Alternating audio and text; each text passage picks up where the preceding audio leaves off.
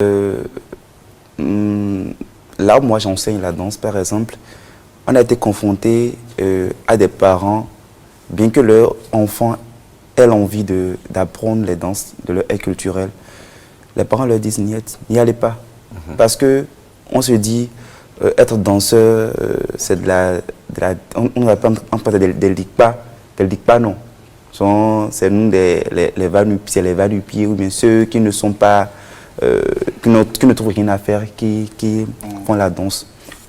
C'est d'abord ça, tout part en fait de la mentalité que nous avons de la chose. La perception que voilà, nous avons de la danse. Des danses. Si ça qu'on se dit que nos danses traditionnelles ne sont pas bonnes et que c'est satanique, c'est normal que certains parents soient réticents, alors que ce n'est pas le cas. Là, nous sommes au Bénin, nous sommes fonds, mais c'est le français que tu dois parler à la maison.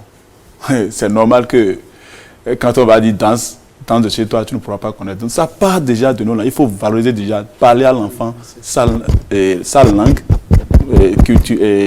maternelle, et puis lui permettre quand même de découvrir quelle est son identité en fait. Accord, panégyrique, tout son panégyrique.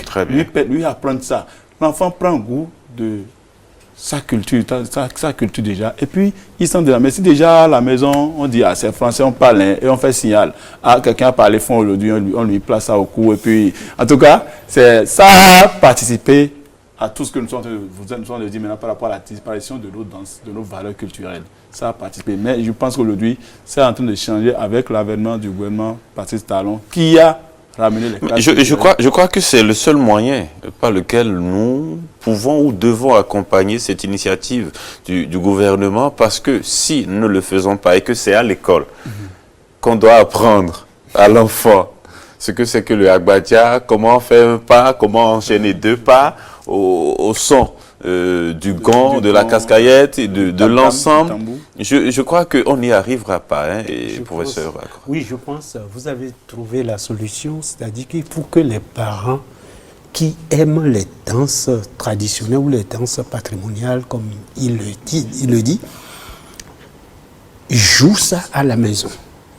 Moi, je prends mon expérience, j'aime ces danses, cette musique-là.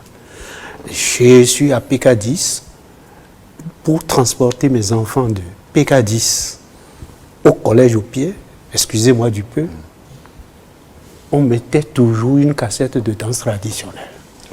Résultat, tous mes enfants aiment ça. Et ceux qui sont à l'extérieur réclament ces danses. Même s'ils ne dansent pas à la perfection, mais ils esquissent des pas. Vous les avez éduqués avec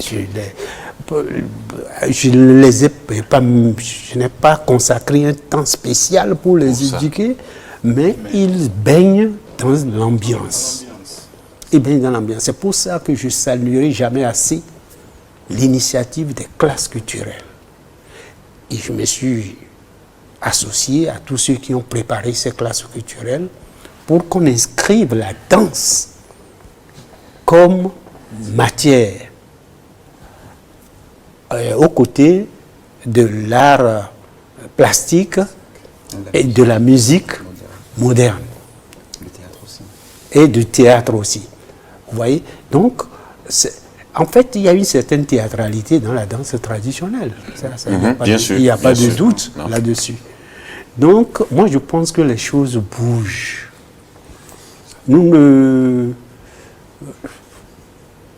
Enfin, j'ai fini de croire à une révolution, mais je pense qu'il y a une évolution naturelle vers